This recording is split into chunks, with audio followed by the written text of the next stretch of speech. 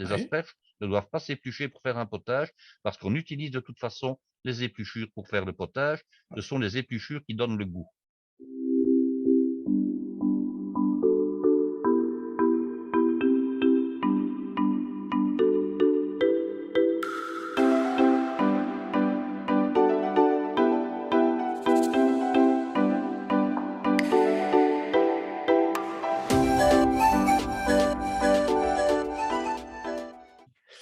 Mes amis de la fête de la gastronomie et tout le monde évidemment, nous voici arrivés dans l'épisode 47. Nous parlions avec Guy, enfin c'était surtout Guy à parler dans l'épisode précédent des potages, il nous a donné des tas de recettes sur les potages. Et là, Guy a souhaité vous faire un épisode spécial potage asperges. Bonjour Guy. Bonjour Claude, et puis bonjour à chacun et chacune de nos auditeurs et de nos auditrices, bien entendu. Alors, Alors, nous avions parlé de la saisonnalité des potages lors du dernier épisode. oui, Alors, en quoi est-ce que ça consistait? Ben, c'était le fait de dire que il y avait des saisons en fonction des potages et des potages en fonction des saisons. On ne sert pas n'importe quel potage n'importe quand pour une raison de disponibilité de produits. Alors, on est d'accord, hein. oui, Euh, on trouve maintenant, par exemple, puisqu'on va en parler aujourd'hui, des asperges en toute saison. On les importera du Chili, du Pérou, en plein hiver, pas de problème, on a des asperges.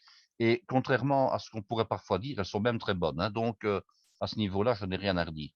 La oui. seule chose, c'est que manger un potage aux asperges en plein hiver n'a pas beaucoup de sens, Pour nous, oui. pour nous, en tout Oui, cas. oui, Parce que le retour du printemps, généralement, est conditionné par le retour de certains produits, hein. oui, On quitte oui, une saison froide qui est l'hiver, où on a mangé un certain type de cuisine, et alors lorsque le printemps arrive, parfois même précocement comme cette année-ci, et très durablement, je dirais même de manière estivale comme ce mois de mai extraordinaire, ah oui. ben, on a envie de manger des choses qui sont de saison. Et la Mm. pleine production des asperges en Europe occidentale, ben, c'est le printemps, c'est le mois de mai, c'est le début du mois de juin, Oui, hein. Même si la saison va se prolonger par l'importation d'asperges venant d'ailleurs de toute façon, mais c'est maintenant la saison. Alors, il y a des asperges, je dirais, partout, je dirais dans quasiment toute l'Europe occidentale. Je vais donner un tout petit mot, mais vraiment un mot très court sur la culture des asperges. ah Alors, oui, l'asperge est un légume qui est originaire d'Europe, donc autant dire que nos ancêtres très lointains la connaissaient déjà, et je pense même que les Romains s'en délectaient déjà. Alors, bien entendu, le légume a évolué, hein, il ne faut pas non plus se faire d'illusions, c'est comme la carotte qui est originaire de chez nous. La carotte qu'on cultivait avant le Moyen Âge n'a pas grand-chose à voir avec la carotte actuelle, hein. Elle oui, était beaucoup plus grande, elle n'était pas orange. La couleur orange des carottes remonte, je dirais en gros, à la culture des Hollandais au XVIIe, XVIIIe siècle par là. Les carottes étaient une racine extrêmement fibreuse. Maintenant, les carottes, ben bon, elles sont rarement fibreuses. On a affaire à un légume qui est très tendre. Mais les asperges, c'est un peu la même chose, hein. On a amélioré la culture des asperges, je dirais essentiellement d'ailleurs sous Louis XIV, avec son très célèbre oui, jardinier La Quintigny qui arrivait à les cultiver sous serre, à les forcer, parce qu'on a découvert que les asperges pouvaient être forcées, hein, et qu'on pouvait en hâter la saison.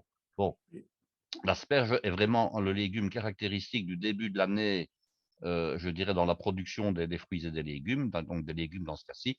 C'est un légume un peu particulier qui va se développer sous terre. C'est ce qui justifie ou qui explique en tout cas sa couleur blanche pour certaines variétés. Lorsque l'asperge pointe le bout de son nez à l'extérieur, elle va colorer la pointe en violet, ce sont les pointes vertes ou les pointes violettes. Et puis vous avez les asperges qui sont carrément colorées. Il en existe des entièrement vertes et même des pourpres. C'est lorsque l'asperge arrive donc au-dessus du sol et qu'elle est récoltée en étant au-dessus du sol. Alors, si on laisse l'asperge poursuivre sa croissance, eh bien, la branche peut atteindre 1,50 m de haut à peu près. Elle va faire toute une espèce. Alors, caractéristique aussi, l'asperge n'a pas de vraies feuilles.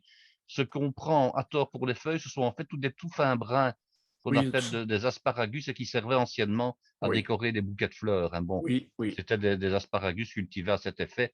En ouais, réalité, les feuilles des asperges, ce sont les petits triangles qui sont collés contre l'asperge même, qu'on oui, remarque comme ça, que on achète des asperges, des espèces de petits écussons comme ça, qui sont collés tout autour. Ça, ce ouais, sont les véritables feuilles en réalité. ouais, Alors, si l'asperge grandit, elle va produire des petits fruits rouges, des graines. Bon, l'asperge se reproduit également de cette manière-là. mais je ne vais pas parler davantage de la culture. Alors, il existe donc, je dirais en gros, 2 grandes familles d'asperges, les blanches et les colorées. Alors certaines villes et certaines régions en France, mais également en Belgique, ont véritablement, assis leur réputation sur la culture des asperges. Et en France, il y a une localité à proximité de Paris, mais qui n'en produit plus maintenant, c'est Argenteuil, Oui, hein. Et c'est oui. ce qui explique, par exemple, que beaucoup de préparations aux asperges sont connotées Argenteuil. Un velouté Argenteuil est un potage aux asperges, même s'il n'y a plus d'asperges qui sont récoltées à Argenteuil, mais Mmh. l'appellation va continuer, bien entendu, hein. Mmh mh, mmh. Alors, je ne sais pas si j'avais déjà parlé des asperges à la flamande lors d'un autre épisode, non? Je ne m'en rappelle pas, parce que Non, tu je as peut-être pourrais cité. je pourrais confondre avec, parler cuisine évidemment, donc Oui, ça je oui, sais que j'en ai parlé. Je oui, n'en mais parlerai pas aujourd'hui des asperges à la flamande, je pourrais en parler lors d'un épisode ultérieur. ouais, Aujourd'hui, on est un petit peu dans la poursuite de l'épisode, dernier qui était les potages. oui, Alors un potage aux asperges, ce n'est vraiment pas compliqué à faire et en règle générale, on ne fait pas ce qu'on appelle un potage purée classique. C'est-à-dire qu'on ne va pas réaliser un potage aux asperges avec un épaississement à la pomme de terre. On va plutôt réaliser un potage aux asperges sous forme de crème ou de velouté. Alors je ouais, rappelle, si c'est une crème, c'est normalement entièrement mouillé au lait. Si c'est un velouté, c'est mouillé avec un fond, dans ce cas-ci un fond de volaille. Et c'est généralement la manière dont on va réaliser le potage aux asperges. C'est sous ouais. forme de velouté. Et je vais vous donner la recette complète pour 4 personnes. Ce n'est D'accord. vraiment pas compliqué. Alors, de quoi a-t-on besoin? C'est un potage blanc, hein. Dans le cas des asperges Oui, blanches, je ouais, donnerai après la version potage vert. ouais, Alors, on a besoin pour 4 couverts d'une belle botte d'asperges de 500 grammes. Ça, je dirais, c'est la base. Si on veut en mettre 2, on peut, mais en principe, une seule est censée oui, suffire, c'est déjà hein. pas Mais on mal. pourrait en mettre 2 parce qu'on a un petit peu plus de, je dirais, de quantité et alors Ouais, on a surtout un goût asperge plus prononcé, ouais, hein. Mais ouais, bon, une botte, normalement est la norme et suffit. Alors on a besoin, d'un petit morceau de blanc de poireau, ben, l'équivalent de 15 centimètres de blanc de poireau, d'un oignon de petite taille, hein. On a besoin de fond. Alors un fond de volaille, soit un bouillon de volaille fait maison avec des abattis, avec, des cous, des gésiers, des ailerons de volaille, soit ouais, des carcasses éventuellement, soit ouais. tout simplement du bouillon cube. Je rappelle que le bouillon cube de volaille, c'est 1 cube pour un demi-litre de mouillement, donc dans ce cas-ci, il nous faudra 2 cubes et Mmh. l'équivalent d'un litre d'eau. Alors un peu de matière grasse, pour faire suer les légumes et également un peu de roux blanc. Alors le roux blanc, plusieurs manières de le réaliser. C'est lui qui va permettre de donner la consistance au potage. Alors le roux blanc, comment le réalise-t-on? Il y a 2 méthodes. Il y a la méthode à la belge et à la française. Alors qui varie en fait selon les proportions. Classiquement, un roux se réalise avec du beurre clarifié. Donc on va prendre, je vous donne d'abord la recette française et puis je vous donnerai la recette belge. Mmh. Oui, On prend par exemple, 1 kilo de beurre, on va faire bon, je dis 1 kilo, ça peut être 200 grammes, hein, oui, ici c'est la recette de base, hein. oui, On prend 1 kilo de beurre qu'on va clarifier, donc on va le faire fondre sur le feu, de manière à ce qu'il se sépare en une phase grasse, une phase liquide et de la mousse. On va enlever soigneusement la mousse et ensuite on va verser avec beaucoup de précaution, ou on va prélever éventuellement, à la louche, la partie grasse, donc uniquement la partie claire et on va la récupérer. Alors, ça se faisait essentiellement anciennement quand les beurres étaient de moins bonne qualité que maintenant. Bon, oui. un beurre n'est jamais constitué à 100 de matière grasse. Il est Mmh. constitué à peu près à 84 de matière grasse et le reste étant de l'eau, des protéines, et cetera. On trouve maintenant dans le commerce des beurres clarifiés, des beurres pour Oui, cuisinier. oui. Alors, si vous prenez du beurre clarifié du commerce, c'est encore plus facile, vous ne devez pas le faire clarifier vous-même et vous Mmh. prenez 100 de la matière grasse. On prend la même quantité de farine, farine blanche, hein, T45, T55 pour le dire en norme française. Ouais. Même quantité. On fait chauffer donc la matière grasse, on ajoute la farine, on mélange et on fait cuire au four, tout en veillant à ce que le mélange ne colore pas. Il faut le laisser le plus blanc possible. Ah, Voilà. tu passes au four?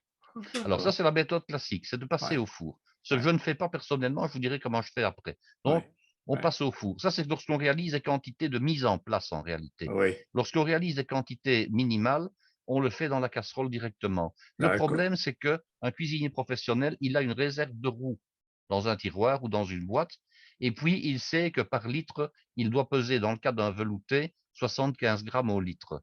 Ouais, Voilà. ouais. Ça, c'est avec les proportions du roux à la belge. Et je vous donne maintenant le roux à la belge. Le traitement est le même, si ce n'est qu'on Français met ou enfin, attends, français ou belge, là? Maintenant, je vous ai donné le français, je vous donne le belge Ah maintenant. d'accord, d'accord. OK. Alors, le traitement est le même, si ce n'est qu'on utilisera 1,5 fois le poids de farine par rapport à la matière grasse. Mmh. Donc, pour 1 kilo de matière grasse au départ, roux français, on prend 1 kilo de farine. Dans le cas du roux belge, pour 1 kilo de matière grasse, on prend 1,5 kg de farine. Donc, il a un D'accord. pouvoir liant à poids égal plus important, Oui, puisque la proportion de farine est plus grande que dans le cas du roux français. On est absolument. d'accord? Oui. Le traitement est le même. Alors, quand je fais du roux en mise en place, je travaille différemment. Je prends Ouais. du beurre que je ne clarifie pas. Je prends par exemple 250 grammes de beurre. Je Mmh. prends un récipient qui va au micro-ondes, un récipient de type Ah oui, récipient plastique adapté, éventuellement un d'accord. récipient en verre. Je fais chauffer mon beurre au micro-ondes, donc il doit être entièrement fondu, bien entendu, et il doit commencer à mousser légèrement. Mmh. S'il faut, je le remets à plusieurs reprises au micro-ondes. Je le mets pendant 1 minute, je le sors, je le mélange, je le remets pour surveiller un peu ce Ouais, qui se passe, hein. ouais. Et lorsque le beurre est bien fondu et commence à mousser, j'ajoute la farine tamisée à raison donc d'1,5 fois son poids. Je Ouais. mélange et je remets au four à micro-ondes pendant 1 minute ou 2. Ça Ouais. dépend de la quantité que je mets en œuvre. Et vous Mmh. avez à ce moment-là un roux qui est cuit beaucoup plus rapidement que lorsqu'on le fait dans un four traditionnel. Vous avez un roux qui a beaucoup, beaucoup, beaucoup moins de chances de colorer et surtout beaucoup, beaucoup moins de chances de brûler. Ouais. Voilà. Et là, vous avez une mise en place de roux que vous pouvez ensuite garder soit, je dirais, dans une boîte hermétique au sec hors frigo. Il n'a pas de raison de le mettre au frigo, mais certaines personnes préféreront. Voilà. Ouais. Ouais. Alors, il existe également des roux minutes instantanés du commerce. La différence entre les roux qu'on fait soi-même et les roux minutes qu'on achète déjà réalisés de manière industrielle, c'est qu'ils sont réalisés avec ce qu'on appelle les amidons modifiés. Ah oui. Alors, j'explique d'un point de vue chimique ce qui se passe. Les amidons modifiés, moi je pensais que c'était des amidons qui étaient, je dirais, qui étaient réalisés de manière physique, et ce n'est pas le cas, ils sont transformés de manière chimique par des acides. Alors Ah. j'explique ce que c'est qu'un amidon, mais ce n'est pas, c'est pas du poison pour autant, hein. Mmh. Oui, J'explique parce oui. que je suis allé un petit peu voir ce qui se passait pour avoir une explication. Bon, lorsqu'on parle d'un amidon, on parle en fait d'une très longue chaîne ramifiée de molécules de glucose. Mmh. Ça, c'est un Oui. amidon. Donc Ouais. on imagine une branche avec des embranchements et des rameaux. Voilà. C'est D'accord. une branche qui est aléatoire. Et ce sont ces branches-là qui, lors de la cuisson, donc puisque ça compose de la farine entre autres, vont épaissir le liquide Ouais. avec certaines caractéristiques. Le fait d'avoir des amidons modifiés, c'est qu'on se rend maître de la structure qu'on désire après liaison. Comment? Mmh. Eh bien, en donnant une structure identique à un maximum de brins d'amidon. Donc, ils vont avoir, après liaison, donc après cuisson, ils vont avoir des caractéristiques de consistance. Ils vont surtout épaissir beaucoup plus rapidement et quasi instantanément. Ouais. Et ils font nettement moins de grumeaux. On n'est pas obligé de prendre toute une série de précautions. D'accord. Donc, maintenant, beaucoup de cuisiniers professionnels ne réalisent plus leur roux eux-mêmes. Ils utilisent des amidons modifiés du commerce parce qu'il suffit de les verser dans la préparation à lier et 30 secondes plus tard, la préparation est liée et elle a la bonne consistance, sans arrière-goût de farine crue, sans, sans devoir faire dépouiller. C'est l'opération technique qui consiste à faire cuire le liquide pendant une vingtaine à une trentaine de minutes. Oui. Oui. Donc, voilà un petit peu des explications pour le roux. Alors, vous D'accord. pouvez soit utiliser un roux minute, soit utiliser un roux que vous venez de fabriquer, comme je viens d'expliquer. Alors, le fait de cuire le roux au micro-ondes va déjà augmenter l'effet de cuisson du roux. Je m'explique. Un roux qui est réalisé de manière traditionnelle au four, on est censé par la suite cuire le liquide une vingtaine de minutes. Avec un roux qui est réalisé au micro-ondes, c'est moins important parce que le roux est mieux cuit de l'intérieur, si je peux employer l'expression. Mmh. Mmh. Comme c'est au micro-ondes qu'il est cuit et que les ondes pénètrent, la cuisson pénètre dans le produit, il est mieux cuit de l'intérieur. Voilà, ça c'est pour les explications. Je vous donnerai de toute façon des explications au fur et à mesure. Lorsqu'on D'accord. utilise un roux qu'on réalise soi-même, on va effectuer la liaison au départ. Lorsqu'on utilise un roux industriel, on peut réaliser la liaison à la fin. Mmh. Mais vous allez voir, ce n'est pas compliqué, je vous explique. Vous prenez votre botte d'asperges. J'ai donc dit qu'il y avait du blanc de poireau, qu'il y avait de l'oignon, un peu de beurre pour faire suer les légumes. Vous nettoyez convenablement sans éplucher les asperges. Les Oui, asperges ne doivent pas s'éplucher pour faire un potage, parce qu'on utilise de toute façon les épluchures pour faire le potage. Ce sont les épluchures qui donnent le goût, oui, beaucoup plus que l'asperge elle-même. Si vous faites un potage aux asperges avec des asperges épluchées et sans les épluchures, votre potage ne sentira pas autant l'asperge que si vous gardez les épluchures. oui, oui, Alors, vous allez d'abord séparer les pointes. Les pointes s'utilisent pour la garniture. Donc, vous allez couper le bout des asperges du côté des pointes, je dirais sur 4 centimètres de longueur. oui, Si les asperges sont grosses, vous pourrez les fendre en deux. Les pointes, vous les blanchirez séparément pour les rajouter dans le potage à la fin. Le restant des asperges, le blanc de poireau, l'oignon, vous l'émincez le plus finement possible. Et dans le cas oui, des asperges, c'est extrêmement important parce que les épluchures d'asperges contiennent des fils. oui, Et si vous ne voulez pas avoir de grands fils dans votre potage, vous devez émincer très finement. Alors, quand je dis très finement, ça veut dire quoi? D'abord, on prend un couteau qui coupe, et les ménagères ont malheureusement très rarement des couteaux qui coupent, oui. et vous émincez les asperges avec des tronçons de maximum 4 millimètres. Donc, très, très, très finement. Alors, très finement, pourquoi? Parce que vous allez couper transversalement les fils, ce qui fera que vous n'aurez pas de fils dans votre potage, et que votre potage va cuire beaucoup plus rapidement. OK? Oui, Donc, vous émincez vos asperges, vous émincez votre blanc de poireau, vous émincez votre oignon. Dans la casserole qui va servir à réaliser le potage, vous mettez un peu de beurre. Pour 4 couverts, vous mettez une vingtaine de grammes de beurre, entre 15 et 20 grammes. Vous ajoutez vos légumes, vous mélangez. Une fois que le beurre a bien moussé, donc vous ajoutez vos légumes, vous mélangez. Les particules de légumes vont être enrobées de matière grasse. Vous couvrez et vous faites suer vos légumes. Donc, la cuisson légère va faire sortir de la vapeur de l'eau des légumes et va augmenter leur goût. Ça, c'est une étape qui est importante. oui, Pour oui, faire suer, on diminue la puissance du feu, sinon ça oui, risque de brûler. oui, Hein. Au départ, quand on met le beurre à fondre, on met le bec au maximum ou la plaque au maximum, et après on diminue, on met sur un tiers la puissance grand maximum, voire même encore moins, éventuellement même un quart. On mélange et on fait cette opération-là pendant à peu près 5 minutes. Suer prend 5 minutes. Ensuite, vous allez mouiller. L'idéal, c'est de mouiller avec un liquide qui est déjà bouillant. Donc, on prend à ce moment-là de l'eau bouillante dans laquelle on a mis les fameux cubes de volaille si on n'a pas de fond, je dirais, maison. oui, On amène à ébullition. Dès qu'on atteint l'ébullition, on diminue l'intensité de chaleur et on laisse frémir. Alors ici, je vous donne la recette où on lit à la fin, bien entendu. Hein. mhm, Bon. Le potage est cuit quand les légumes sont cuits. Comme les légumes ont été mincés finement, ça va aller très vite. Hein. oui, Comptons une oui, dizaine de minutes. Comment fait-on pour vérifier la cuisson des légumes? On prend une écumoire, on prend des légumes, avec la pointe d'un couteau, on teste. Normalement, après 5-6 minutes, c'est déjà suffisamment cuit en principe. OK? mhm, Alors, comme vous avez mouillé avec 1 litre de liquide, normalement, vous devez ajouter 75 grammes de roux. Alors, ça, c'est quand on prend du roux maison à la belge. Lorsqu'on prend du roux à la française, il est possible que vous deviez en mettre un peu plus. Mais essayez d'abord avec 75 grammes. oui, Si oui, vous prenez du roux industriel, soyez extrêmement prudent. Vous faites la liaison au fur et à mesure. Donc, qu'est-ce que vous faites? Vous pesez votre roux, tout en sachant qu'il ne faut pas mettre tout d'une fois, ni en une fois. Donc, il faut le mettre, je dirais, progressivement. Vous mixez votre potage, vous pesez votre roux, vous gardez le mixeur dans le potage et vous ajoutez progressivement le roux en le faisant tomber en pluie. oui, Attention, il faut compter une trentaine de secondes entre le moment où le potage, je dirais, a reçu le roux et le moment où le potage a la consistance que le roux va lui donner. Il faut à peu près une trentaine de secondes.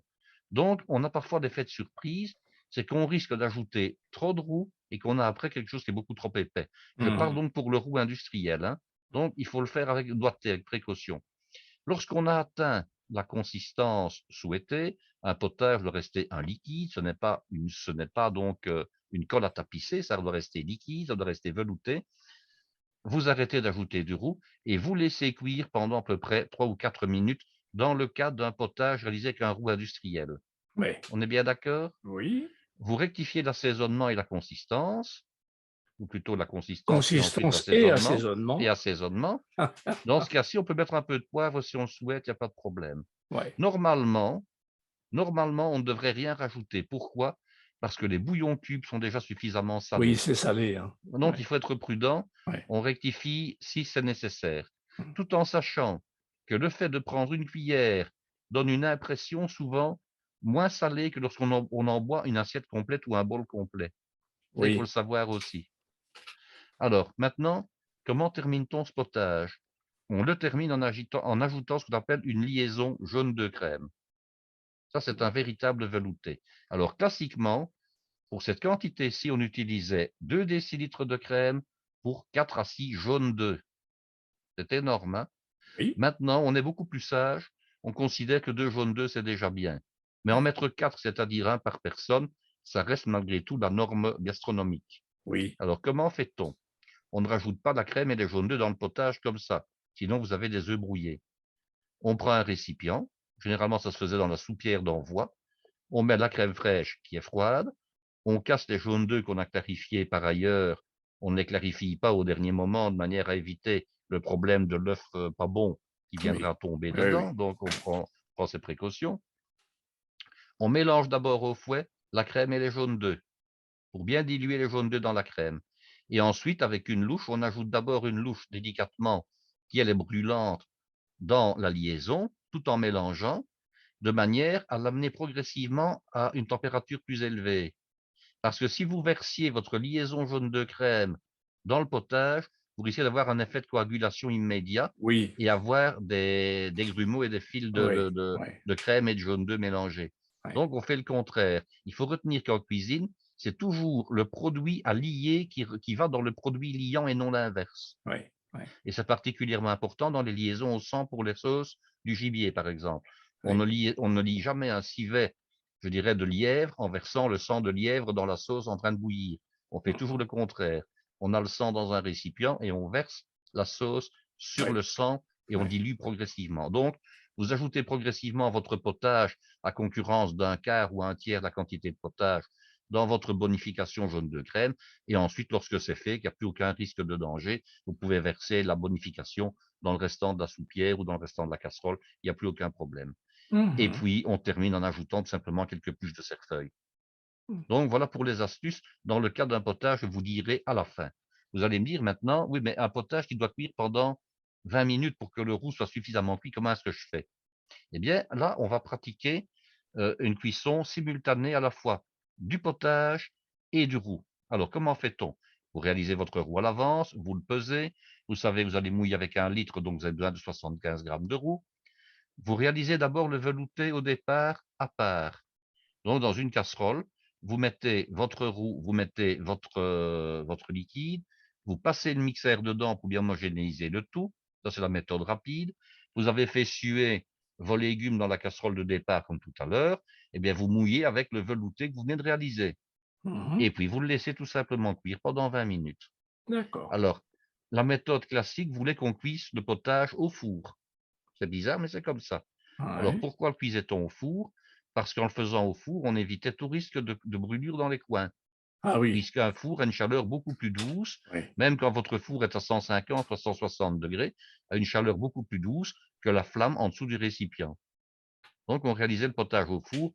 Maintenant, ce n'est pas nécessaire. Vous le gardez sur votre tacle de cuisson, vous la réglez à la puissance minimale et vous faites cuire pendant 20 minutes. Vous mélangez quand même toutes les 5 minutes pour éviter que ça ne colle ou que ça ne risque de brûler. Étant donné que votre potage est déjà lié, il aurait une tendance à coller plus rapide que s'il n'était pas lié, hein.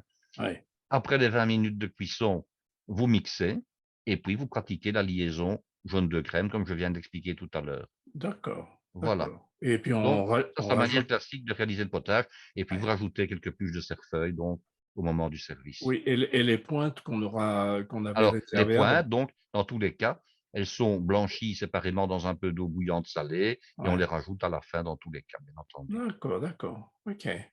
Voilà. Alors, ça, c'est pour le potage argenteuil aux asperges blanches. Et Ouais. maintenant, on peut réaliser le potage avec des asperges vertes. Ça Ah, va se pratiquer allons-y. exactement de la même manière, si ce n'est qu'au lieu de mettre du blanc de poireau, vous allez mettre du vert de poireau, tout simplement.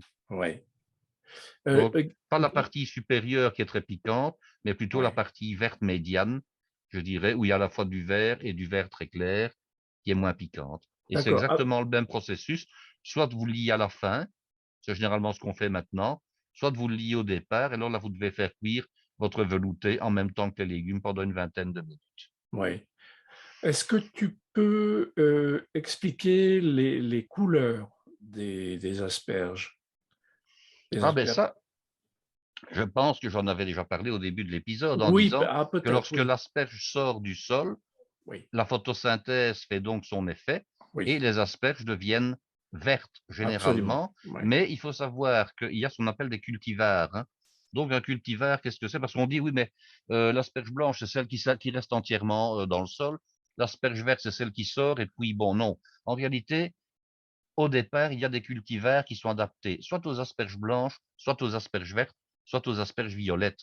Ouais. En fait, les asperges ne sont pas violettes plutôt que vertes, je dirais au bon gré de celui qui les plante. Au départ, il y a donc ce qu'on appelle des variétés différentes, Oui, donc oui, qu'on appelle des d'accord. cultivars. Ouais. Certaines deviendront violettes par la suite, mais elles ne deviendront jamais blanches, Oui, elles ne resteront pas ouais, blanches, ou elles ne deviendront pas vertes. Elles sont violettes parce qu'elles sont violettes, je dirais par nature, oui. je dirais génétiquement parlant, tout simplement. Mmh, mmh, mmh. D'accord. Non, mais c'était un petit rappel, c'est toujours, Voilà, nécessaire. toujours bien. Parfait, parfait. Donc, on réalise le potage aux asperges blanches ou bien aux asperges vertes. Alors, il y a en Belgique une asperge qui est extrêmement réputée et qui passe pour être la plus grosse de toutes les asperges cultivées, c'est l'asperge de Malines.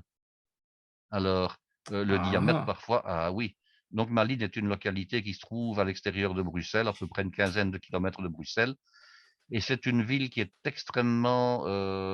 extrêmement connue pour 2 choses. Anciennement pour ses manufactures, ses usines de mobilier. Les Mmh. gens, à leur mariage, allaient à Malines chercher leur chambre à coucher et leur salle à manger. C'était Ah comme ça. oui! Ben oui, c'était Malines. Et alors, on y va aussi pour les asperges et pour un autre, je dirais joyau gastronomique de la Belgique, c'est le coucou de Malines. Alors le coucou de Malines, c'est une volaille de grosses dimensions, une volaille de chair, dont il existe des variétés similaires en France. C'est une volaille à la fois blanche et noire, un peu comme un zèbre, comme ça. Donc elle Mmh. a les plumes, elle a le plumage qui est strié de noir et de blanc, un Oui, peu comme un coucou. C'est une volaille à chair qui atteint, disons, une assez belle taille et que l'on pourrait assimiler avec peut-être un petit peu moins de restrictions et d'obligations d'un point de vue légal à la poularde de Bresse en France. oui, Donc, quand on dit coucou de Malines chez nous, il coûte plus cher que le, que le poulet standard, le poulet blanc traditionnel. Il est plus gros, il est plus dodu, il est plus mmh. gastronomique, je dirais, que le poulet standard. D'accord, Et d'accord. alors, Donc il faut savoir aussi, pardon, allez-y, Claude. non, je t'en prie, non, j'allais revenir aux asperges, Ah oui, donc hein. les asperges de Malines sont cultivées à Malines. Pourquoi? Parce que la région était une région maraîchère de tout temps, hein. C'est une Ouais. région qui est légèrement sablonneuse et les asperges poussent particulièrement Et bien oui, dans un sol léger qui est oui, un sol sablonneux, oui, hein. oui. Donc un sol qui contient à la fois de l'argile mais aussi beaucoup de sable, ce qui fait que le sol est bien drainé quand il contient du sable et surtout que les asperges poussent, je dirais, sans difficulté dans un sol qui est léger, Bien hein. Parce que droitement. si c'est un bien droite, voilà, quand c'est un sol qui est trop riche en argile, il y a des mottes de terre qui peuvent déformer les asperges et Oui. qui peuvent entraver leur pousse facile et régulière. Donc c'était une Mmh. région particulièrement adaptée. Alors, Mmh. d'un point de vue anecdotique, je vous raconterai qu'un jour, bon, lors d'un concours, il y avait donc des tagliatelles d'asperges qui étaient prévues en garniture d'un concours qu'on avait gagné par la suite. Et me voilà avec des asperges qui n'étaient pas de qualité et le concours avait lieu le lendemain. Donc j'ai téléphoné dans un magasin spécialisé qui se trouvait à Gand. Par rapport où j'habitais, c'était quand même plus de 100 kilomètres, hein, une centaine de kilomètres, euh, en leur demandant de me réserver, s'ils en avaient, et de me les réserver. Et je suis arrivé à 10 minutes de la fermeture, mais on m'attendait, hein. J'avais mes asperges qui étaient là. Et puis ces asperges, c'était du beurre, hein. On a pu tailler des tagliatelles dedans, Ah oui. les cuire pendant quelques secondes dans de l'eau bouillante pour pouvoir les garder légèrement dentés. On avait ajouté à cela des lanières de carottes taillées de la même manière, des lanières de courgettes, pardon. Et alors, bon, c'était avec une garniture, un filet de truite avec une sauce aux fruits de la passion, voilà. Mmh. Et je sais qu'on a gagné le concours ce jour-là. Je ne sais pas si c'était dû aux asperges de Malines, mais elles coûtaient cher, hein. Autant vous dire que j'ai payé la botte d'asperges à prix d'or, sans compter les kilomètres que j'ai fait pour aller les chercher. Ah oui, ah oui, oui. Voilà, les asperges de Malines, c'est ça. Alors, Pour vous parler D'accord. un petit peu de l'histoire de Malines, il y a, comment dirais-je, un film, vous connaissez Valérie Lemercier? Oui, Elle a, réalisé un film il y a quelques années où elle reprend le rôle d'une princesse d'un pays fictif, oui, oui, hein. Et alors à la fin du film, bon, elle s'inspire un peu à la fois, de la cour d'Angleterre où elle a un petit peu le rôle d'une espèce de princesse Diana qui décède à la fin. Mais oui, alors elle s'inspire également de la cour de Belgique où elle a, je dirais un peu comme la reine Mathilde actuelle, au départ un diplôme de logopède. d'accord, Et d'accord. alors, en fait, le film, vous avez Catherine Deneuve qui joue le rôle de la reine-mère. Je ne sais pas si vous Oui, vous avez rappelé de ça. oui. Et alors, le film a été tourné à Malines en extérieur, en fait. Ah! Donc l'église, la cathédrale dans laquelle on effectue, à la fin du film je dirais la messe d'adieu de la princesse, c'est la cathédrale Saint-Rombaud de Malines. Et alors, le palais royal, quand ils sont au balcon, c'est l'actuel hôtel de ville de Malines, en fait. Oui, oui, oui. Et D'accord, alors, ça a d'accord. été tourné quand le carrosse passe dans la foule, c'est à Malines même, dans les rues de Malines. Mmh. Alors, certaines autres scènes ont été tournées dans les rues de Malines, qui est une ville flamande, il faut le préciser. C'est une ville où on ne parle pas français, mais les acteurs, les figurants jouaient le rôle. Ils ont crié Vive le roi, vive la reine, vive le prince, en français, malgré tout. Donc, c'est pour Ouais, vous situer. Alors, c'est ouais. une ville qui a beaucoup d'importance d'un point de vue historique en Belgique parce que ce fut un peu comme Versailles d'une certaine manière. Elle a été capitale des Pays-Bas à la Renaissance et non pas Bruxelles. Bruxelles était la ville la plus importante, comme Paris l'était en France, mais la cour s'est installée à Malines. Alors pour quelle raison? Eh bien parce que à l'époque de Charles Quint, lorsqu'il était empereur du Saint-Empire romain germanique, bon ben il s'occupait à la fois des anciens Pays-Bas, il s'occupait de l'Allemagne, de ce qui verra plus tard l'Allemagne, il s'occupait également de l'Espagne, il s'occupait également je dirais des colonies du Nouveau Monde dans lesquelles il n'a jamais mis les pieds, bien entendu. Et alors il avait nommé pour le représenter donc dans les futurs Pays-Bas, donc en gros dans le Benelux actuel, il avait nommé sa tante Marguerite d'Autriche comme régente, hein, comme gouvernante en réalité. Oui, oui, Et oui. Marguerite d'Autriche s'était installée en fait à Malines. Alors pourquoi est-ce qu'elle s'était installée à Malines? Parce que sa mère adoptive, qui était l'épouse du dernier duc de Bourgogne, Charles le Téméraire, qui était donc Marguerite d'York, avait également installé sa cour à Malines. Donc elle avait poursuivi, elle avait installé sa cour à Malines, et Charles Quint avait été élevé en partie à Malines, tout en étant élevé à Bruxelles aussi, mais là où sa tante habitait, c'était Malines, et ce qui était le palais de Marguerite d'Autriche est devenu le tribunal de Malines actuellement, il a été conservé. Mmh mh. D'accord. Bon. Et vous Beh, connaissez bien Marguerite d'Autriche en France, puisqu'elle est enterrée au monastère de Brou à oui, oui, Bourg-en-Bresse, oui, oui, et qu'elle oui, avait épousé Philibert II de Savoie, oui. qui était le duc de Savoie à l'époque, Ouais, ouais. dont elle était devenue veuve très rapidement. Et c'est suite à son veuvage qu'elle était revenue dans son pays natal, qui était la Belgique, mais qui était les Pays-Bas donc à l'époque, et qu'elle s'était occupée donc des enfants de son frère qui était décédé également, qui était Philippe le Beau, le mari de Jeanne la Folle, par laquelle Charles Quint avait hérité des possessions espagnoles. Belle histoire, c'est toujours intéressant de la connaître. Oui. Et c'est également, euh, à l'occasion, sous Philippe II, donc le fils de Charles Quint, la ville qui va abriter l'archidiocèse de Malines. Et il y a toujours donc comment dirais-je moi, le patriarche de Belgique siège toujours à Malines, en fait. Mmh. Mmh.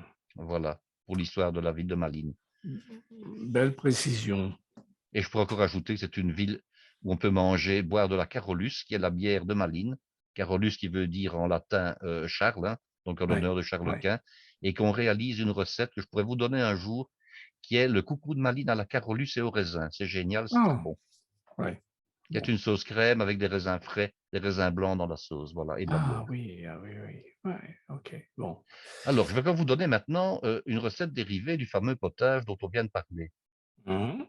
Alors, une recette dérivée qui est en fait une application qui va permettre de briller devant vos invités. Alors, je vous ai expliqué que j'avais eu l'occasion de me rendre dans une école hôtelière il y a 15 jours, 3 semaines, et qu'on m'avait Oui. servi ce potage-là en entrée, tout simplement. Ah! Ça sert à la Ah! fois de potage et d'entrée, c'était pas compliqué du tout à faire.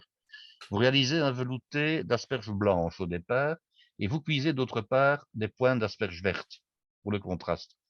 Vous Oui. prévoyez 2 à 3 pointes d'asperges vertes, donc en fait la partie sommitale des asperges sur 5, 6 centimètres de longueur maximum. Ouais, Et ouais. vous cuisez d'autre part par personne un œuf en coque, donc un œuf dans sa coquille, dans de l'eau qui contient donc du vinaigre, donc une eau agrémentée de vinaigre blanc d'alcool, hein. Il ne faut pas mettre du Mmh, vinaigre mmh, de vin rouge, mmh, ce n'est pas la peine, ça coûte plus cher et ça n'a pas d'intérêt. mmh. Alors, vous cuisez votre œuf pendant à peu près, je dirais, 2, 3 minutes, selon la taille de l'œuf, de manière à ce que le blanc soit coagulé, mais pas le jaune, Mmh. et que vous puissiez les caler. Donc, une fois que votre œuf a cuit pendant, je dirais, 2 minutes et demie, 3 minutes dans l'eau bouillante, vinaigrée, vous le prélevez délicatement avec une écumoire, vous le rafraîchissez immédiatement, de manière à stopper la cuisson, donc dans de l'eau bien froide. Lorsque l'œuf est refroidi, vous l'écalez avec précaution, de manière à ne pas le blesser et surtout à ne pas le trouer. Ça, Parce que c'est je le rappelle, compliqué. ben, dans ce cas-ci, il faut être prudent. Donc, Oui. en fait, il y a une technique, hein. Vous tapotez un petit peu comme si c'était une balle en tenant l'œuf dans Mmh mh. votre main fermée et vous Mmh. tapotez sur une surface très dure la coquille sous Mmh. toutes les coutures, de Mmh. manière Mmh mh. à briser la coquille légèrement, mais partout, hein. Oui, oui. Et puis, vous vous mettez sous un filet d'eau courante, d'eau froide courante. Mmh mh. Avec, un doigt, vous détachez un petit morceau de coquille, Mmh. de manière à ce que l'eau puisse s'introduire entre le blanc de l'œuf et la coquille proprement Oui, dit. Et oui, normalement, ça va aller tout seul, vous allez pouvoir éplucher l'œuf en tirant simplement sur la peau la blanche qui est en petite dessous de la peau, oui, coquille, oui, ça oui, devrait venir tout seul. oui. Alors cet œuf-là, vous allez l'essuyer, vous allez bien sûr le sécher et au moment du service, vous allez le fariner, donc le passer à la farine, hein, pour avoir une peau qui soit bien séchée. À l'anglaise, c'est-à-dire soit au blanc d'œuf battu dans lequel vous aurez ajouté, une petite pincée de sel et un filet d'huile. Vous pouvez très bien utiliser à ce moment-là, le blanc des œufs dont vous aurez utilisé les jaunes pour la bonification du potage, on ne perd rien, hein, et ensuite dans de la chapelure blanche ou éventuellement légèrement dorée. Oui. Et puis, dans de la graisse à 180°, vous passez les œufs en friture au dernier moment, à la fois pour que la chapelure et le mélange blanc d'œuf farine forment une coque et que ce soit, disons, je dirais, joliment coloré et que Oui. l'œuf soit légèrement réchauffé. Ouais. Alors, attention, le but n'est pas d'en faire un œuf dur, le jaune doit rester coulant. OK? Oui, oui. Ah oui, c'est le but Bah évidemment, hein. oui, oui, sinon, Donc, alors, qu'est-ce que vous faites au moment du service? Dans une assiette creuse, chaude, vous présentez vos 2 ou 3 pointes d'asperges vertes. Vous mettez l'œuf entier, vous amenez ça, je dirais à vos convives, à vos invités, le potage en soupière et vous le servez au dernier moment, je dirais à côté des asperges, à côté de l'œuf. mmh. Et puis la technique de dégustation va consister vous devez mettre à la fois une cuillère à potage et une fourchette, hein, parce que sinon on aura de mauvaises surprises, hein. Oui. Vous coupez l'œuf avec votre fourchette et votre cuillère.